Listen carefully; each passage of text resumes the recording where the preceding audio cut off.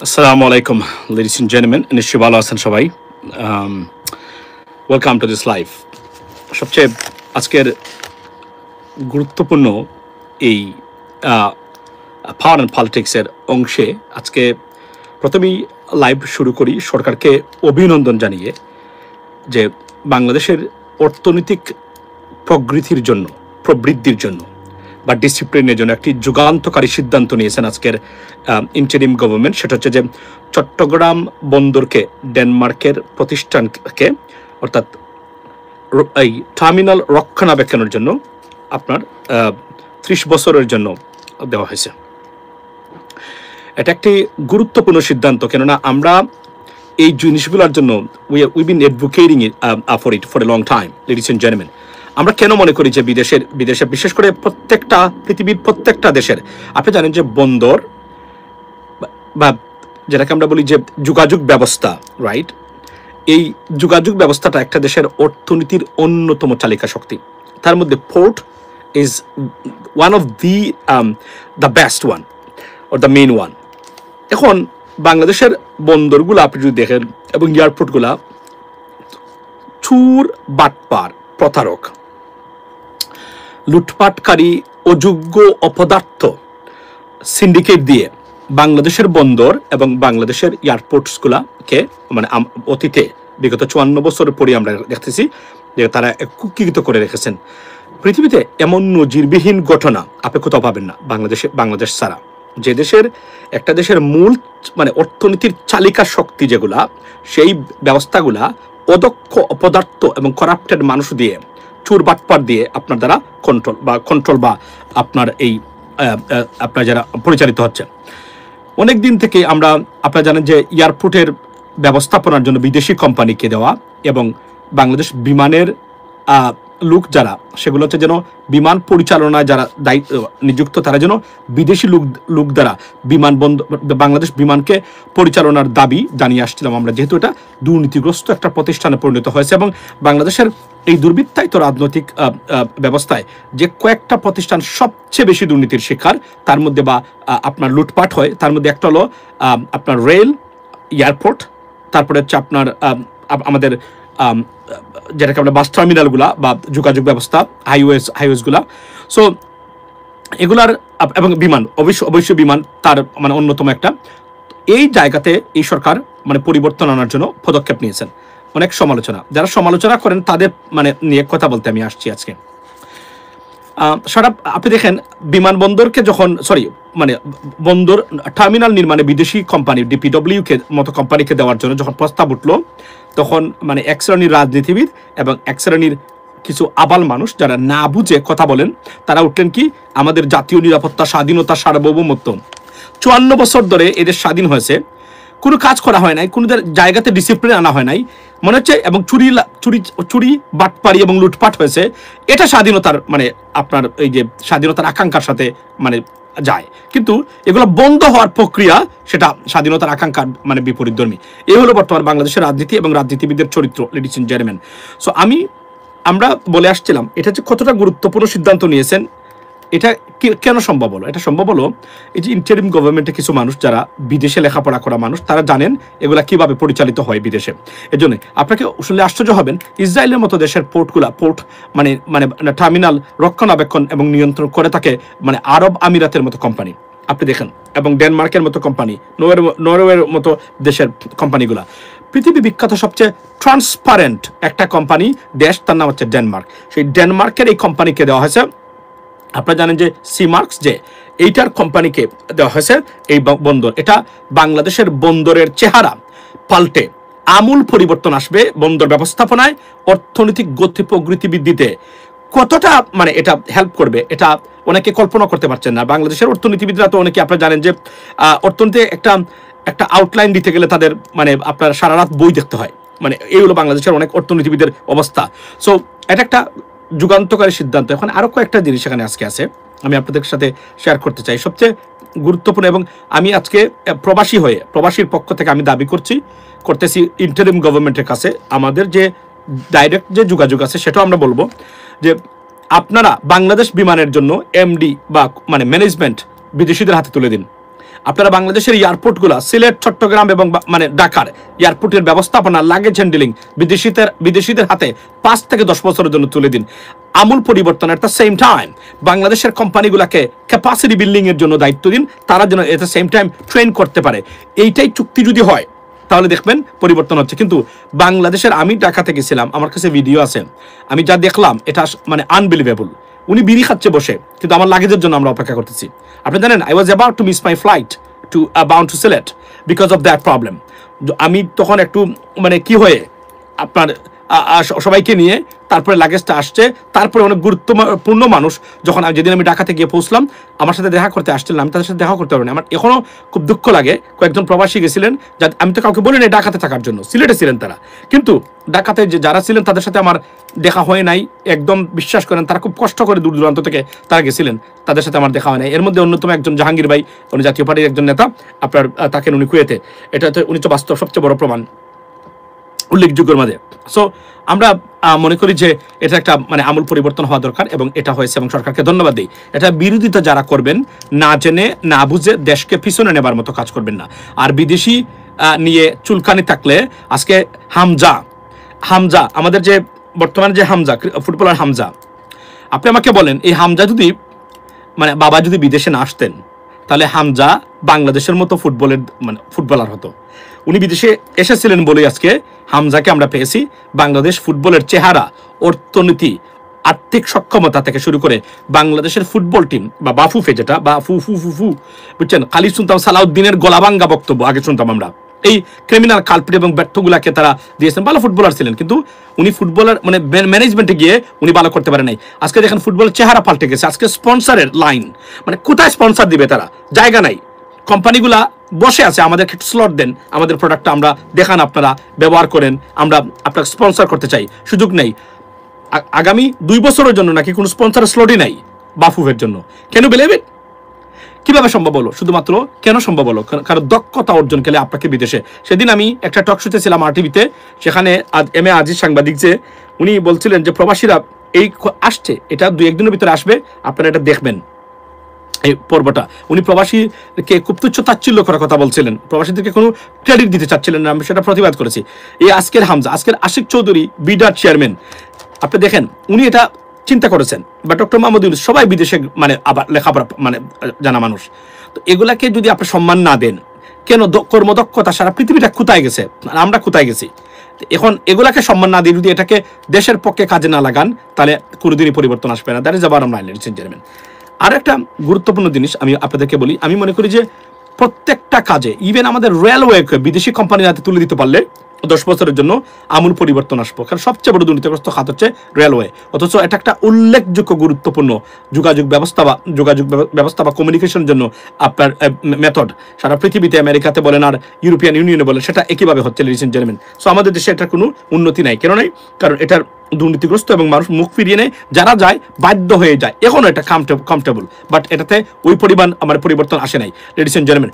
Second thing, আজকে আরেকটা গুরুত্বপূর্ণ জিনিস হলো, সেটা হলো যে বিদেশে রাজনৈতিক দলগুলোর মাধ্যমে যে অনৈক্য সৃষ্টি করা, এবং বিদেশে বাংলাদেশের রাজনীতি নিয়ে আজকে কিন্তু একটা বড় ধরনের খবর আছে, এবং হয়তোবা ভবিষ্যতে খুব শীঘ্রই বাংলাদেশের রাজনীতি বিদেশে চিরদিনের জন্য বন্ধ হবে। কারণ এটা নিয়ে কথা উঠতেছে, আমেরিকাতে উঠতেছে, এবং মানে ব্রিটেনের মতো জায়গাতেও এটা নিয়ে মারাত্মকভাবে আলোচনা হচ্ছে। আজকে আপনার ব্রিটেনের সবচেয়ে আপনার এই যে রাইট উইং অ্যাক্টিভিস্ট যিনি টমি Robinson, I may not like him.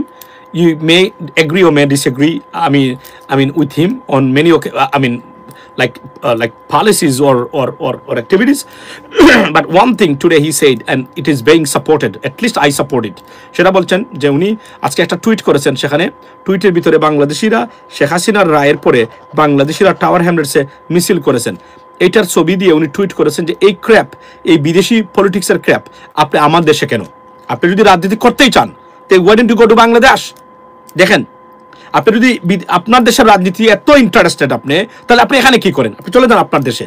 এগুলা বিদেশের এইগুলা নিয়ে এসে আমার দেশের রাস্তাঘাটে এবং এগুলা এই বিশৃঙ্খলা করা, এবং এটা আমি 100% সমর্থন করি উনার। এবং একটা গুরুত্বপূর্ণ কথা বলেছেন, আমি মনে প্রাণে বিশ্বাস করি যে এখান থেকে শুরু হলো, হয়তো ভবিষ্যতে আমি নির্দ্বিধায় আজকে বলতে পারি আপনাদেরকে, যারা আজকে দেখতেছেন, আচ্ছা, যে আগামীতে একটা সময় আসবে বাংলাদেশের যে রাজনীতি সেটা বিদেশে আর হবে না। অলমোস্ট এটা মানে অলরেডি এদেশের মানুষ এবং বাংলাদেশিরা যথেষ্ট পরিমাণ অ্যাংরি, এবং তারা মনে করেন যে এই বাংলাদেশের পলিটিক্যাল যেই ক্র্যাপ, এই পয়জন বিদেশে নিয়ে এসে আমাদের কমিউনিটির ভিতরে বিভক্তি সৃষ্টি করা হচ্ছে। এবং এই জায়গাতে আপনার এটা এবং কমিউনিটিতে, বাংলাদেশি কমিউনিটিতে যত ধরনের ক্রাইম হয় কোনো না কোনোভাবে আপনার রাজনীতি নির্ভর, এবং যত ধরনের আইন শৃঙ্খলা বাহিনী এঙ্গেজ হয় বা ইনভলভ হয় কোনো না কোনোভাবে আপনার রাজনীতি নির্ভর। এটা আমেরিকাতে ঘটে, আপনি যদি তাদের পরিসংখ্যান দেখেন সেখানে আপনি এটা পাবেন। তো এই জন্যই বলা হচ্ছে যে হয়তোবা আগামীতে বাংলাদেশের এই পলিটিক্সটা আমি মনে করি এটা চিরতর বন্ধ হওয়া উচিত, অথবা শুধুমাত্র গড়ের ভিতরে অর্থাৎ চার দেয়ালের ভিতরে মানে হতে পারে রাস্তাঘাটে কোনো ধরনের এই ধরনের অ্যাক্টিভিটিস বাংলাদেশের মতো না হওয়া উচিত এবং এটা ব্যান করা উচিত। সুতরাং টবি Robinson, I think this is the beginning. এটা ভেরি সিগনিফিকেন্স আছে এটার, যে যদি এটা উনি পার্সু করেন, এবং আমি মনে করি this is the beginning and it's a new আপনার এই আচ্ছা ফজা পাগল বলেছে শেখ হাসিনা মামলা টিকবে না। দেখুন, আপনি এই কথাটা বারবার কালকেও তুলেছিলেন মনে হয় আমার কাছে। ফজা পাগলাকে আমি গতকালকেও বলেছি, এই লোকটাকে আমি রাজনীতিবিদ মনে করি না। এই লোকটা নতুন প্রজন্মের নেতৃত্ব দেওয়ার, রাজনীতিবিদ হওয়ার ন্যূনতম যোগ্যতা ওনার নেই, ন্যূনতম যোগ্যতা নাই। এর মানে না যে উনি শেখ হাসিনার পক্ষে কথা বলছেন। শেখ হাসিনার পক্ষে কথা বললেই আপনি যে মানে রাজনীতিবিদ হবে মানে হিসাবে আপনার সব মানে যোগ্যতা হারিয়ে ফেলবেন তা নয়। বিষয়টা হলো উনারা দেখেন 1971 নিয়ে পড়ে আছে এখনো। আপনি 1971 মুক্তিযুদ্ধ করেছেন, কি করেছেন, আমি থ্যাংক ইউ দেই আপনাকে, মুক্তিযুদ্ধ করেছেন, কিন্তু মুক্তিযুদ্ধ করে সন্তান জন্ম দিয়ে সেই সন্তানকে কি আপনি গলা টিপে হত্যা করতে পারেন? আপনি আমাকে উত্তর দেন। এই রাজনীতিবিদরা আমাদের সাথে বসতে তো মানে এদের কাপড় চোপড় আমি খুলে দেবো। আপনি আমাকে বলেন, আপনি সন্তান জন্ম দিয়েছেন, এই সন্তান জন্ম দেওয়ার পরে আপনি কি তাকে প্রতিদিন পিটাইতে পারবেন? বলেন, তাকে টর্চার করতে পারবেন? তাকে না খাইয়ে রাখতে পারবেন? তো তখন কি কেউ যদি বলে, আইন যদি বলে যে মানে আপনি কেন করলেন, আপনি বলতে পারবেন যেটা আমি তাকে জন্ম দিয়েছি? করতে পারবেন? আপনি বলেন আমারে। ব্রিটেন বা আমেরিকাতে মানে আপনার এই যে মানে এই কি বলে এটাকে চাইল্ড বা মাইনর টর্চার, এটা কত মারাত্মক জানেন আপনি? সারা জীবনের জন্য আপনি জেলে যাবেন। আপনি আমাকে বলেন, এই উত্তরটা তাকে জিজ্ঞেস করবেন যে আপনি সন্তান বলে আমরা মুক্তিযুদ্ধ করেছি, সো হোয়াট? মুক্তিযুদ্ধ করে একটা জাতি কি হয়েছে, আপনার প্রতিষ্ঠা হয়েছে। এই জাতিকে ধ্বংস করার দায়িত্ব তো আপনাকে মুক্তিযুদ্ধের মানে করেছেন বলে আপনাকে কেউ দেওয়া হয় নাই। সন্তান জন্ম দেওয়ার পরে মা বাবা যেভাবে তাকে স্টার্ভিং করতে মানে স্টার্ভ রাখতে পারে না, এট দ্য সেম টাইম তাকে যেভাবে গলা টিপে হত্যা করতে পারে না, কেউ বলতে পারে না যে আমি তাকে জন্ম দিয়েছি, আমার যা ইচ্ছা তাই করবো, তার কোনো অধিকার নেই, টাচ করার অধিকার নেই। ঠিক এভাবে এই মতো বান্ত রাজনীতিবিদদেরকে বুঝাইতে হবে যে এদেশ স্বাধীন হয়েছে, কিন্তু এদেশের জন্য পরবর্তী সময় আমরা কিছুই করেন নাই। আপনারা প্রথমেই দেখেন, আপনারা 72-এর সংবিধান থেকে শুরু করে প্রতিটা জিনিস আপনারা মানে আরেকটা দেশের মানে প্রপোজ করা, আমাদের প্রতিষ্ঠা করা, সেটা আপনারা আমাদের উপর চাপিয়ে দিলেন। তাও একটা স্বাধীনতা হয়েছে, ভেরি গুড, আমরা এটাকে অ্যাপ্রিসিয়েট করি, আপনাদেরকে ধন্যবাদ দেই। কিন্তু এরপরে কোনো কিছু পরিবর্তন করা যাবে না। স্বাধীনতার দোহাই দিয়ে আপনি দেশটাকে এভাবে 22 কোটি বা 21 কোটি মানুষকে জিম্মি করে রাখবেন, এটা হবে না বাংলাদেশে। এটা ভ্রান্ত ধারণার মানুষ। আর পৃথিবীতে আমি মুক্তিযুদ্ধ করেছি, আমি স্বাধীন করেছি, এই আমেরিকান যারা মানে ফার্স্ট ওয়ার্ল্ড ওয়ার যারা আছে এরা তো নাই, সেকেন্ড ওয়ার্ল্ড ওয়ারে যারা মানে যুক্ত হয়েছিলেন এরা কেউ কথাগুলো বলে না যে আমি যুদ্ধ করেছি, আমি এই দেশের মালিক। কিন্তু বাংলাদেশে মুক্তিযুদ্ধ করে মুক্তিযোদ্ধাদের বাপ দেখলে মনে হবে এদেশের মালিক তারা, এদেশে আর কোনো কিছু করতে পারবেন না। মুক্তিযুদ্ধ আপনারা করেছেন, তাহলে এত বছর পরে এসে এই প্রজন্ম কেন মানে আপনার আইনের শাসনের জন্য যুদ্ধ করতে হয়? 54 বছর চলে গেছে, এটা এনাফ টাইম না? অর্ধ শতাব্দীর উপরে আপনারা ক্ষমতায় আছেন, রাজনীতি আছেন, আপনি কখনো আইনের শাসনের জন্য যুদ্ধ করেছেন? কখনো আইনের শাসনের জন্য জেলে গেছেন? না, যান নাই কখনো, কারণ বলেন নাই কখনো। এই দেশটাকে এভাবে কুকৃত করতে মানে করার জন্য আপনারা রেখে দিয়েছিলেন। এগুলো আর হবে না বাংলাদেশে। নতুন প্রজন্ম এই ভ্রান্ত ধারণা, এই ব্যর্থ পয়জনাস এবং ডিসফাংশনাল পলিটিক্সকে সমর্থন করে না, এবং আমরা মনে করি নতুন সময় এসেছে এগুলাকে গোড়ার। এবং এই যে আজকে 2025-এ এসে প্রতিদিন আপনারা কি বলেন, প্রতিদিন আপনারা একই উদাহরণ দেন, 1971-এ এই হয়েছে, 1971-এ। আচ্ছা ভাই, 54 বছরে কি 71-এর মানে ইতিহাস আর গুণগান শেষ হয় নাই? আপনি বলেন, মুক্তিযুদ্ধটাকে এতটা মানে বিকৃত করে উপস্থাপন করেছেন এবং এতটা বিতৃষ্ণার কারণ আপনারা সৃষ্টি করেছেন একটা দেশের স্বাধীনতা যুদ্ধকে নিয়ে, গর্বের জায়গা। এটা আপনারা ডিসকাস্টিং, আপনারা যেটা অবদান দিয়েছিলেন তা কেড়ে নিয়েছেন শুধুমাত্র এটাকে ডিফেস করার জন্য, এবং এটাকে নিয়ে ব্যবসা। এই মুক্তিযুদ্ধের মানে যে দল যে যারা আপনারা মুক্তিযুদ্ধ মানে এই দোহাই দিয়ে 14 বংশের জন্য আপনারা লুটপাট করলেন, দেশটাকে কুকৃত করে রাখলেন, এই যে 21 কোটি মানুষকে জিম্মি করে রাখলেন, একটা প্রতিষ্ঠান দাঁড় করালেন না। এই প্রশ্নগুলো যদি মুক্তিযুদ্ধকে করি, এটাই কি মুক্তিযুদ্ধের চেতনা? যে বিচার চাইলে বিচার পাওয়া যাবে না, বিচার ব্যবস্থাকে ধ্বংস করে দিয়ে একদম প্রধান বিচারপতিকে লাথি মেরে বের করে দিতে হবে, এটা কি মুক্তিযুদ্ধের চেতনা? এগুলো যদি আমরা জিজ্ঞেস করি, এটা তো উত্তর দিতে পারবে না। এজন্য এরা আমাদের সাথে কখনোই কোনো টক শোতে কথা বলে পার পেয়ে যেতে পারবে না। আমরা এদেরকে প্রস্তাব করিয়ে দিব, এটা চ্যালেঞ্জ করে বলতে পারি, যত বড় মুক্তিযুদ্ধই আপনি হন না কেন, চ্যালেঞ্জ করে বললাম আসেন আমাদের সাথে, এই যুক্তিগুলো আমরা দেখাই। আপনারা তো সারাদিন মুক্তিযুদ্ধ নিয়ে কথা বলেন। আচ্ছা, তো এখন এই গেল একটা। সেকেন্ড থিং হলো যে ধরেন আজকে এই সজীব ওয়াজেদ জয় ইন্টারভিউ দিয়েছেন, সেখানে স্কাই নিউজের সাথে। সেই ইন্টারভিউতে উনি বলছেন যে এটা pre meditated pre planned and আপনার বিচার ব্যবস্থা। ওকে, বিচার, আমি দুঃখ লাগে আমার, অনেকে দেখলাম আমাদের সোশ্যাল মিডিয়াতে না বুঝে বিচার ব্যবস্থার সমালোচনা করেন। হায় হায়, এদেশের কিভাবে পরিবর্তন আসবে? এরা এখন সুশীল, অথচ এরা জানে না মানে কথাটা বলতে। এই জন্য তো আমরা আমাদের সামনে পড়লে আমরা তাদেরকে জিজ্ঞেস করতাম, মানে তখন তো উত্তর দিতে পারতো না। এরা তো উত্তর দিতে পারবে না, এদের এই সক্ষমতা নাই। যতই তারা মানে বাগারম্ভ করুক না কেন সোশ্যাল মিডিয়াতে, বাংলাদেশের মেইন স্ট্রিমে, আমরা যখন তাদের সাথে বসবো উত্তর নিয়ে যেতে পারবে না। একটা লজিক্যাল উত্তর দিয়ে এরা বুঝাইতে পারবে না, কোনো সুযোগই নাই। আপনি আমাকে বলেন টা, মানে এই বিচার ব্যবস্থা নিয়ে কথা উঠছে, রাইট? আচ্ছা, এই বিচার ব্যবস্থার ভুলটা কোন জায়গাতে? উনি কি হত্যা করে নাই? 1400 মানুষকে উনি হত্যা করায় নাই? কারা করিয়েছে? মানে কেউ করে নাই। শেখ হাসিনার দায় নাই, পুলিশের দায়। পৃথিবীতে কি এভাবে আইন হয়, এভাবে বিচার হয়? মানে বলেন আপনি, পৃথিবীতে এর আগে যত প্রেসিডেন্ট, রাষ্ট্রপ্রধান জেলে গেছে মানুষ হত্যার জন্য রাষ্ট্রীয়ভাবে, একজন প্রেসিডেন্টকে দেখাইতে পারবেন যারা মানে জেলে গেছে সে নিজে হত্যা করেছে, সে নিজে মানুষকে খুন করেছে? Show me one single evidence, ladies and gentleman. আপনি মানে বলেন পৃথিবীতে মানবতা বিরোধী অপরাধের থেকে শুরু করে যাদের বিচার হয়েছে এখন পর্যন্ত একজনকে দেখাইতে পারবেন যে তারা নিজেরা কোনো ব্যক্তিকে হত্যা করেছে? তাহলে রাষ্ট্রপ্রধানরা জেলে যায় কেন? দুর্নীতি আর এই যে দুইটা জিনিস, মানবতা বিরোধী অপরাধ, যারা গেছে একজন মানুষ কি কখনো কোনো জনগণকে নিজাতে মানে হত্যা করেছে? তাহলে জেলে গেল কেন? এই প্রশ্নের উত্তর তো দিতে হবে, তাই তো? না দিয়ে তো এটা নিয়ে কথা বলা যাবে না, লেডিস এন্ড জেন্টলম্যান। এগুলো নিয়ে সারাদিন এগুলো পড়ে থাকবে। এবং আমি দুঃখ লাগে, একটু আগে দেখলাম নাগরিক টিভিতে আমাদের টিটু ভাইরা তারাও আলোচনা করতেছেন বিচারে হয়েছে না বুঝে, কমপ্লিটলি ইমোশনাল হয়ে কথাবার্তা বলছেন। I have no idea. মানে আমি সরি যে মানে ওনাদেরকে এই মানুষগুলোকে আমরা দেখি। সবচেয়ে বড় জিনিস হলো, আপনি বলবেন যে অতি দ্রুত হয়েছে, তো বিচার কত বছর মানে থাকতে হবে? এই যে 2400 মানুষকে উনি হত্যা করলেন, জাতিসংঘ বলছে 1400 মানুষকে, ওয়েল ডকুমেন্টেড। এটার বিচার হবে না?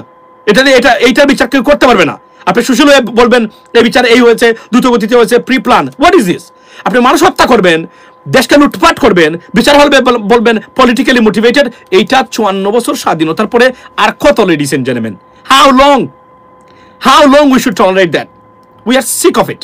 মানে আপনারা দুর্নীতি করবেন, লুটপাট করবেন, ধ্বংস করবেন, গণতন্ত্রহীনতা করবেন, ভোট চুরি করবেন, দললেই বলবেন পলিটিক্যালি মোটিভেটেড। তবে একটা গুরুত্বপূর্ণ জিনিস আজকে সংগঠিত হয়েছে, যারা আছেন এদেরকে বলে রাখি, সাবস্ক্রাইব করতে বলবেন না, নোটিফিকেশন দিয়ে রাখতে বলবেন না, এটা আমার অনুরোধ। একটা গুরুত্বপূর্ণ জিনিস কিন্তু হয়ে গেছে। সজীব ওয়াজেদ জয় ওই জায়গাতে ইন্টারভিউতে স্বীকার করেছেন যে লিথাল ওয়েপন্স ইউজ করা হয়েছে। দেখুন, লিথাল ওয়েপন্স ইউজ করা হয়েছে, এটা বলছেন সজীব ওয়াজেদ জয়। আমার কাছে ইন্টারভিউটা আছে, আমি কালকে বাজাবো আপনাদেরকে। উনি বলছেন যে এটা ইউজ করা হয়েছে এটাতে। এর প্রশ্ন হলো, কিন্তু ওনার মা ইউজ করেন নাই। স্বীকার করেছেন ইউজ করা হয়েছে, কিন্তু মা ইউজ করেন নাই। তারা বলছে প্রথমে ইউজ করা হয় নাই। দেখেন, প্রথমে বলছে যে ইউজ করা হয় নাই, কিন্তু সজীব ওয়াজেদ জয় আজকে প্রথম উনি স্বীকার করলেন, মানে আপনার এই আপনার যে আপরাইজিং, জুলাই আপরাইজিং এ লিথাল ওয়েপন্স ইউজ করা হয়েছে। অর্থাৎ এটা হচ্ছে সবচেয়ে বড় একটা রেফারেন্স, লেডিস এন্ড রাজনীতি করা হোক। অ্যাবসলিউটলি হাসিনাকে আবার বাংলাদেশের প্রধানমন্ত্রী বানাবো আমরা, এটা বানাতে পারবেন না কখনো। কারণ আজকের খবরে দেখলাম আওয়ামী লীগ নতুন নেতৃত্ব খুঁজছে। আজকে আপনার সাবেক স্পিকার শিরিন শারমিন, তারপরে আপনার সোহেল তাজ, সম্ভবত সাবের হোসেন চৌধুরী, আইবি রহমান, এদেরকে অন্তত এই তিনজনকে, 2জন মহিলা এবং সাবের হোসেন চৌধুরী, এই 3জনকে আওয়ামী লীগের নতুন নেতৃত্বে আসার আহ্বান, এবং এটা নিয়ে আজকে দেখলাম একটু আগে, এবং এটাই হওয়া উচিত ছিল অনেক আগে। এই জন্য আমি বলছিলাম আওয়ামী লীগকে নিষিদ্ধ না করে আওয়ামী লীগকে রিকনসিলিয়েশনের কোনো পথ বের করা যায় কিনা, বের করে তাদেরকে বাংলাদেশে এদের টোটালি বাদ দিয়ে, শেখ হাসিনা যতই উনি বলেন না কেন, উনি জানেন তার ক্যারিয়ার ইজ ওভার।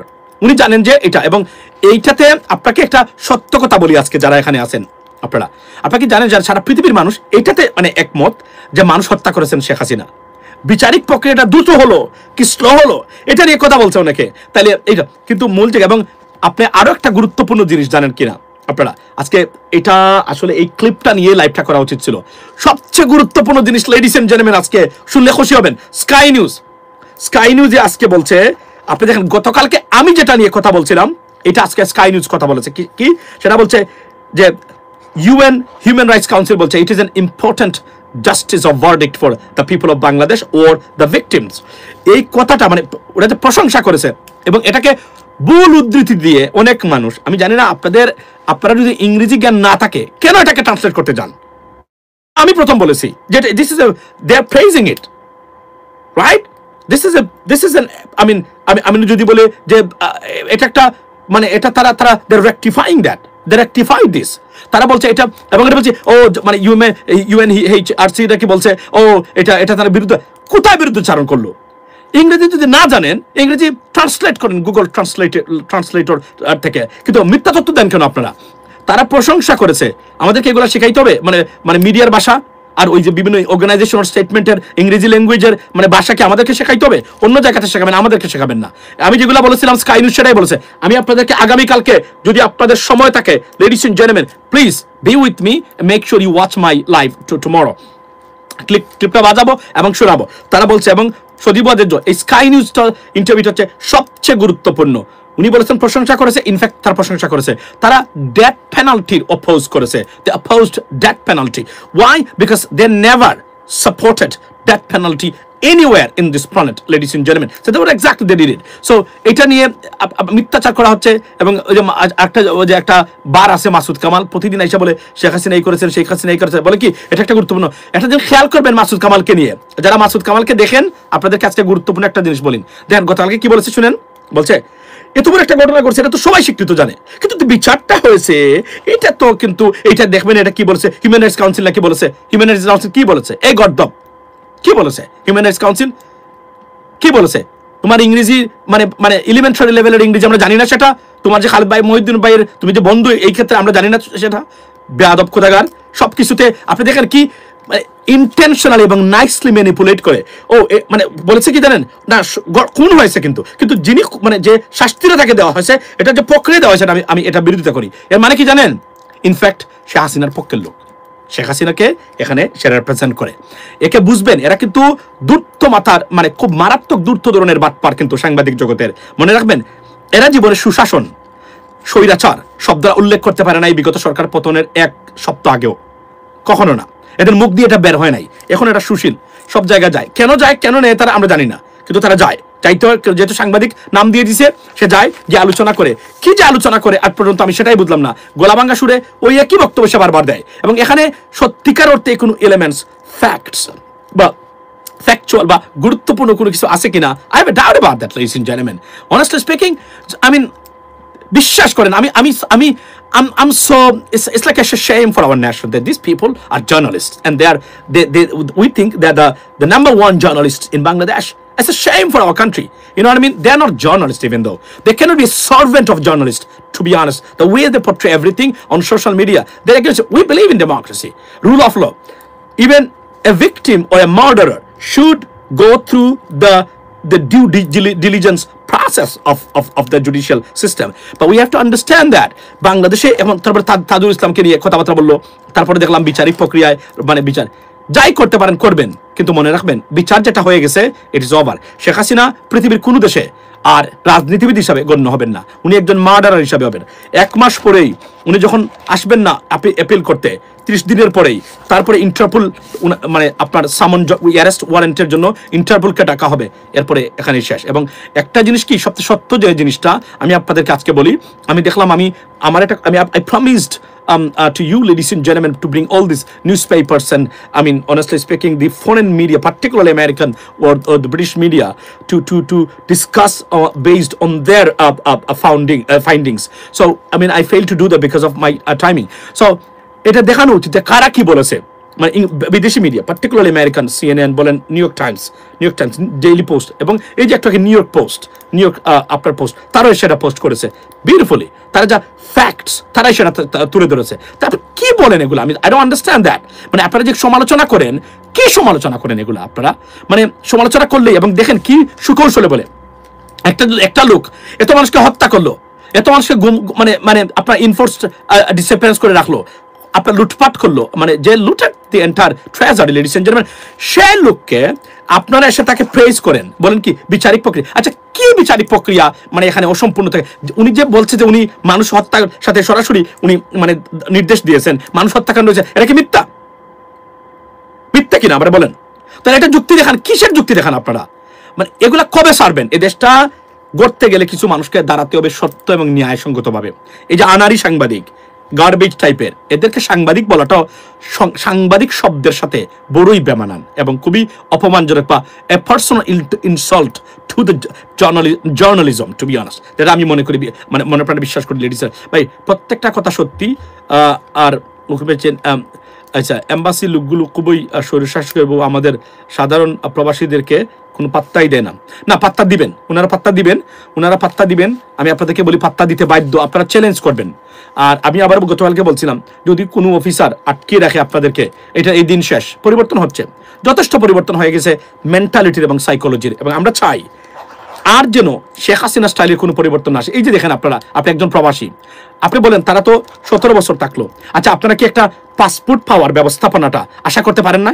কেন পারলেন না আপনারা এখন পর্যন্ত? আপনি বলেন, আপনারা যে আইসাই যে এখানে এই মাসুম আইসে রাজাকার আইসে, এই সেই আইসে, তারপরে আপনি বলেন সালাম, ওয়ালাইকুম আসসালাম, আপনি বলবেন যে এই আওয়ামী, রাজাকার, শিবির, বিএনপি, জামাত, এগুলো বলেন আপনারা। আচ্ছা আমাকে বলেন তো, আমি প্রবাসী যারা আছেন এখন এই মুহূর্তে আমার ভিডিও দেখতেছেন, লাইভ দেখতেছেন, আপনাদের উদ্দেশ্যে আমার বক্তব্য, আপনারা একটা মানে নাগরিক হিসাবে একটা passport without any kind of difficulties পাওয়ার অধিকারটা এখন পর্যন্ত কেন রাখলেন না? আপনারা আমার বলেন, কেন রাখলেন না? আমরা বলেন আপনারা কেন হইল না? আচ্ছা, এখন আপনারা দেখবেন, শুনতে পারবেন একজনে কল করেছিল ইম্পর্টেন্ট আমার অফিসিয়াল। আচ্ছা, এখন আপনারা দেখবেন, শুনতে পারবেন একজনে কল করেছিল ইম্পর্টেন্ট আমার অফিসিয়াল কল। আচ্ছা শুনেন, আপনারা আমাকে বলেন তো, প্রবাসীরা যারা আছেন, আমি আপনাদেরকে বিনীত অনুরোধ করি, আপনারা যে আমার কথাগুলা ধরেন, আপনারা মনে করলেন যে না আমি এই কথাটা নিব না, আচ্ছা নিয়েন না, কিন্তু ভাই আপনারা 54 বছর হয়েছে দেশের স্বাধীনতার, এই কথাগুলা কি আমি মিথ্যা বলছি? আজকে এই সরকার একটানা 17 বছর ক্ষমতায় ছিল, একটা পাসপোর্ট ব্যবস্থাপনা তারা করতে পারলো না। কেন করতে পারলো না? আমাদের কি টাকার অভাব ছিল? জনসংখ্যার অভাব ছিল? কিসের অভাব ছিল? শুধুমাত্র ছিল ম্যানেজমেন্ট আর সততার অভাব আর ইচ্ছার অভাব।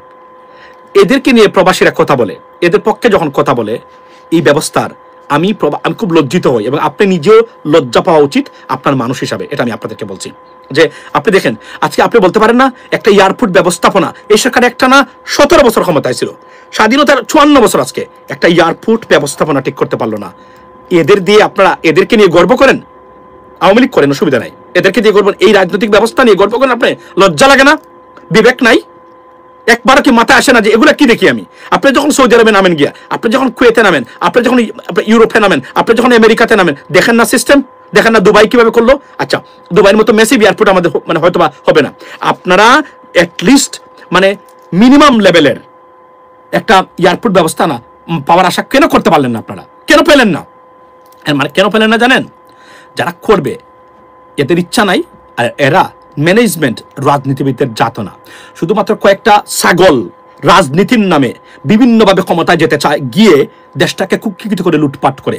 যে ব্যবস্থাপনা আপনি দেখেন মানে চলছে এখনো, একটা মাংকি, গতকালকে বলছি, ভালো বংশের একটা কুত্তা যদি আপনি রাষ্ট্র ক্ষমতা দিয়ে দিতেন, তার চেয়ে ভালো উন্নতি হতো। It is possible 100%।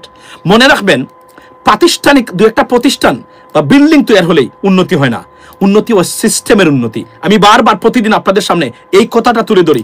মামদানি কিভাবে নিউ ইয়র্কের মেয়র হলো? Why? Because of the system, not because he is an extraordinary man, because of the best system, democratic system on this planet existing in the United States. That's why. It's not because, you know what I mean, Mamdani, he's a superior guy. No. এটা মামদানি তার ভারতে মানে he cannot be a mayor even in India. No way. That's how it is. He can in a city like New York. This is an unprecedented আপনার news or unprecedented moment, not for Mamdani, for the democratic process and people who believes in democracy. That's what it is, ladies and gentlemen. So এটা গেল একটা জিনিস। আপনি বলছেন আপনার মতে বাংলাদেশের প্রধানমন্ত্রী কে হলে ভালো হয়? আমি সব সময় বলি, আমার 5টা প্রতিষ্ঠানের রিফর্মস যারা করতে পারবেন আমি তাদেরকে ভোটের পক্ষে। Number 1, judiciary. You got to separate judiciary from executive power, and you have to promise in your manifesto before even election that you would do that within 90 days of the election. After election 90 days এর ভিতরে you'll complete this entire process. Second thing, our election commission হবে American style or British style, পৃথিবীতে সবচেয়ে যেন যে কেউ চাইলেও এটাকে ম্যানিপুলেট করতে পারবে না। আপনার পুলিশ কমিশন, জুডিশিয়াল কমিশন এবং আপনার এন্টি কারাপশন ব্যুরো হবে সবচেয়ে মানে ইন্ডিপেন্ডেন্ট, এবং এটার চাকরি এত সহজে খাইতে পারবে না। এই প্রপোজগুলো আসছিল জুলাই সনদে এবং গণভোটের, এগুলোই আমরা বাস্তবায়ন চাই। এর বাহিরে কেউ যদি বলে আমি ব্রিজ করব আর আমি কালভার্ট করব আর আমার স্কুলের বিল্ডিং বানিয়ে দেবে ফর এক্সাম্পল, আর বলবে কি আমি ট্রেন সার্ভিস চালু করব, বাস সার্ভিস, বাস স্ট্যান্ড চালু করব, that should not be the reason why you should vote for someone else. আমি আপনাদেরকে বলছি, কেউ যদি বলে আপনার এরিয়াতে ওই যে হামুকুনা আর বেতাপুর আর আপনার আশকান্দি থেকে নবীগঞ্জ, এটা আমার এলাকার কথা বলছি, আপনার ওই যে হাওড়ের মধ্য দিয়ে রাস্তা যাবে, সেই রাস্তা ঠিক করে দেবো, আমাকে এমপি বানিয়ে দেন, this guy should not be an MP because this is not even his job, proper job.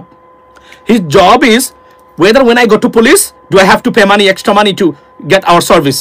When I go to assailant, do I have to pay extra to get my service that I deserve, right? Or I have the right. When I go to UNO or TNO, whatever, আমি কি আমার TNO কি আমার কথা শুনে কি service দেয়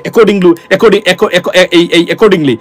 এটাই যদি কেউ নিশ্চিত করতে পারে, আমার ইউনিয়ন পরিষদের যিনি মেম্বার হবেন, এই চেয়ারম্যান হবেন, উনি যে পরিমাণ আপনার এই জিনিস আসবে, অর্থাৎ কাজের বিনিময়ে খাদ্য কর্মসূচি আসবে, এইটা কি এমপি তদারকি করতেছে কিনা টিএনও, যে এখানে আপনার এই 1 কোটি টাকার কাজ 10 লাখ টাকা দিয়ে করে আপনার 90 লক্ষ টাকা মেরে দেয়, এই ব্যবস্থার বন্ধ করবে কিনা আপনাকে এটা বুঝতে হবে আপনাকে। এবং আমার টিএনওতে ধরুন কি ভাতা আসছে, বয়স্ক ভাতা আসছে, এটা কি স্বজন প্রীতির মাধ্যমে বয়স্ক ভাতা প্রদান করা হয় কিনা, নাকি আমাকে ভোট দিছে আব্দুল করিমের বাপ, তার বাবাকে আমাকে দিতে হবে, এভাবে নির্ধারিত হয় কিনা, নাকি অ্যাকর্ডিং টু দ্য সিরিয়াল এভাবে হয়? এই সুশাসন যদি নিশ্চিত করতে পারেন, এই ব্যক্তিকে ভোট দিবেন। আর যদি মনে হয় আমার দলীয় লোক, আমার ইউনিয়ন পরিষদ সভাপতি লিস্ট দিছে, আমি তাকে দিবে, কারণ এটা তার বাপের টাকা না, আপনার এমপি, এটা হচ্ছে রাষ্ট্রীয় মানি, এটা according to the citizen, doesn't matter he Awami League, doesn't matter he BNP, doesn't matter he Hindu, doesn't matter he Muslim, doesn't matter he Christian, doesn't matter he Buddhist, it doesn't depends on that, it depends serial accordingly. That's why follow the rules of business. If this is possible, vote for someone else. এর বাহিরে গিয়ে যদি vote দেন, আপনার কপালে খারাপই আছে। যে লোক বলে আমি রাস্তাঘাট করে দেবো, ভোট দিবেন, মনে রাখবেন রাস্তাঘাট ইভেন তো তার কাজ না, এটা এলজিডি গভর্নমেন্ট করবে। তারা যদি এমপি ঠিক থাকলে ওই এলজিডির, ওই ইউনিয়নের থানার এলজিডি অফিস যেটা আছে স্থানীয়, কাজ করতে বাধ্য। That's how the development will take place. এর বাহিরে ব্যতিক্রমে যদি মনে করেন আপনি আপনার এই কি বলে এটাকে, এই আপনি ডেভেলপমেন্ট করে দিবেন এবং কোন ব্যক্তি করে দিবেন, এটা হচ্ছে মান্দাত্তার আমলের বুয়া এবং পুরাতন system. Ladies and gentleman, that's what it is.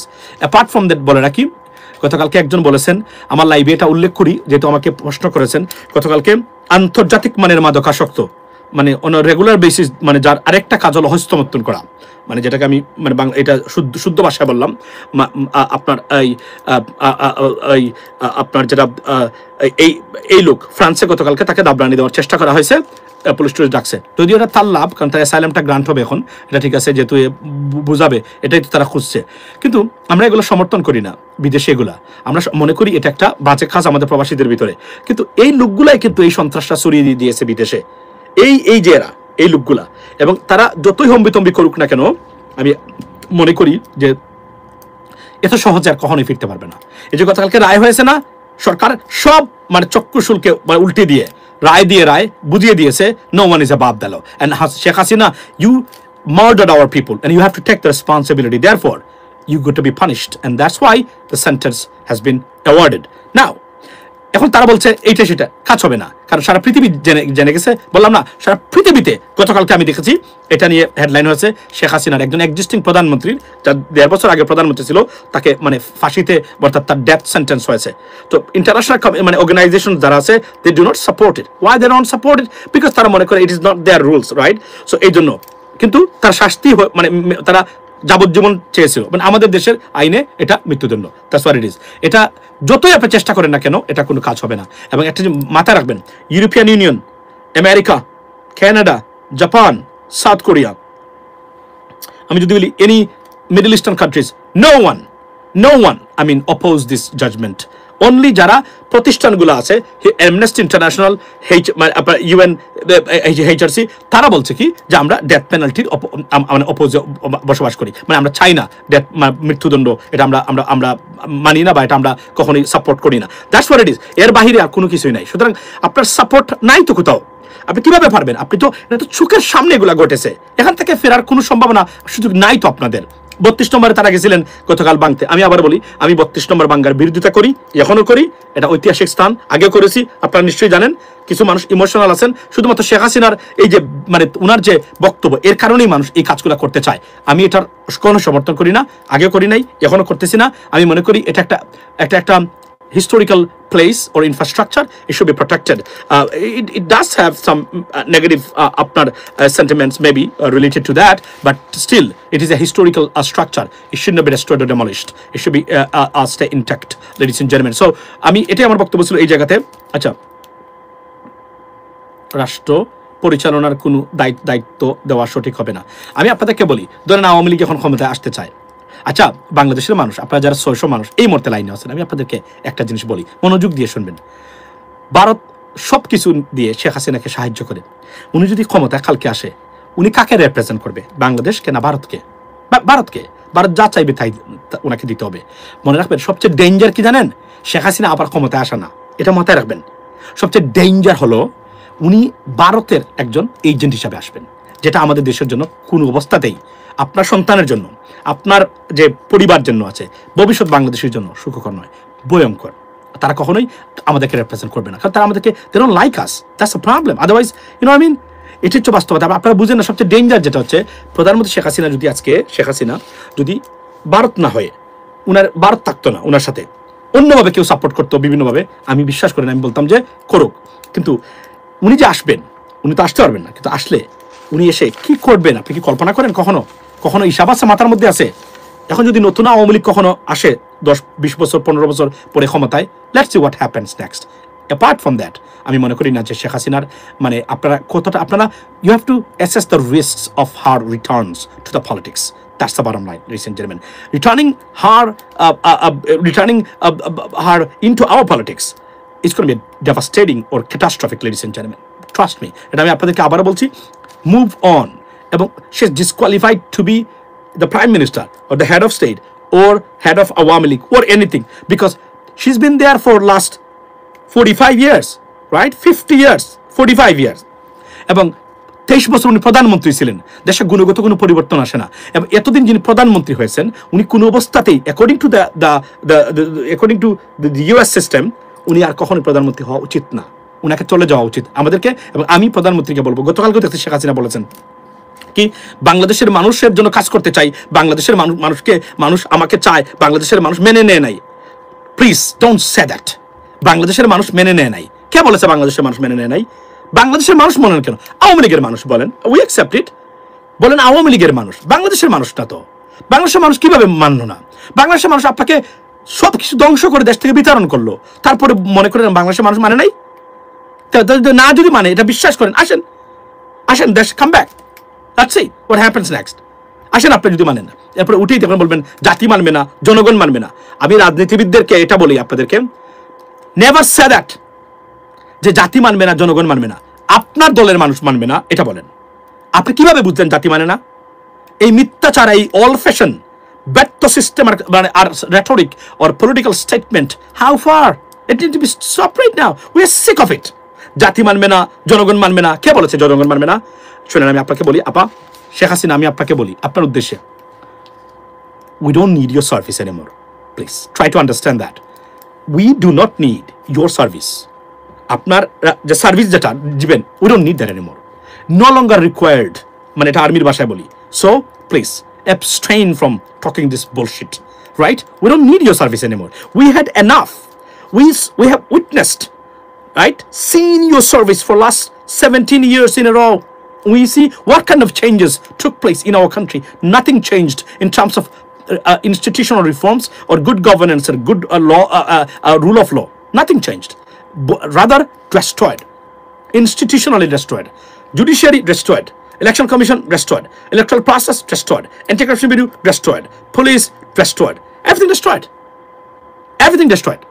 So আপনার আমি ইংরেজিতে এটা বলি, we don't need your service anymore. No longer required. We don't want your service anymore in regards to Bangladeshi politics. Please stay away. That's what it is from me. আমি এতটুকু আপনাদেরকে বলতে পারি, কারণ উনি প্রতিদিনই বলে জনগণ মানে না। আপনি কিভাবে বুঝলেন জনগণ মানে না? প্রাইম মিনিস্টার, জনগণ যদি না মানতো তাহলে আপনার একটা বাড়িও নাই, আপনার অফিস আজকে মানে শৌচাগার, টয়লেট। আপনি বলেন, আপনি তাহলে এটা বলেন, এটাও বলেন যে কিছু মানুষ মানে না। কিছু মানুষ মানলে কি, তাহলে যদি কিছু মানুষ মানে না, তার মানে হচ্ছে আপনার যে মানুষ যারা they are powerful, this your group is stronger, come back, return to Bangladesh and shout out to those people, hey I am here, you guys. দেখবেন তারা কোথায় দৌড়ে মানে পালা, ইঁদুরের মতো। আসেন না। যদি মনে হয় যে আপনার পার্টি মানে স্ট্রং, কিছু মানুষ, এর জন্য বলবেন আমার লোক মানে না, অধিকাংশ মানুষ মানে না, বা বেশিরভাগ মানুষ মানে না, এই লেভেলের মানুষ মানে না, জনগণ মানে না। বাংলাদেশের আমি কাজ করতে চাই। প্রাইম মিনিস্টার, আপনার কাজ আমাদের আর দরকার নেই। প্রাইম মিনিস্টার শেখ হাসিনাকে বলছি, দরকার নাই, উই হ্যাড এনাফ। আজকে যে বললাম, একটু আগে উদাহরণ দিলাম, এখনো প্রবাসীরা পাসপোর্ট পেতে গেলে টাকা দিতে হয়। 17 বছর ক্ষমতায় ছিলেন। এগুলা কি বিবেচনা এবং এগুলা আলোচনা, সবার আগে এই বিষয়টা আলোচনা হওয়া উচিত। একটা সিস্টেম যিনি ডেভেলপ করতে পারলো না, 17 বছর একটানা ক্ষমতায় থেকে, 54 বছর স্বাধীনতার, এ বলে আবার আমি ক্ষমতায় থাকতে চাই, আমি দেশের মানুষের সেবা করতে চাই। আপনার সেবা মাই, মই, ফুফু, চাচি, দাদি, whatever, we don't need your service anymore, it's over, please. আর আমাদেরকে মানে ডিস্টার্ব করবেন না। একটা জাতি দাঁড়াক, 54 বছর স্বাধীনতার একটা জাতি ঘুরে দাঁড়াক, লেটস সি হোয়াট হ্যাপেন্স। আর যদি মনে হয়, আপনি যান দেখেন, এই যে লোকগুলাকে প্রপোজ করা হয়েছে, শিরিন শারমিন, তারপরে সাবরেশন Chowdhury, he is a very good connection with United States US embassy or something like that. So I think he's maybe a transparent guy, right, or many things.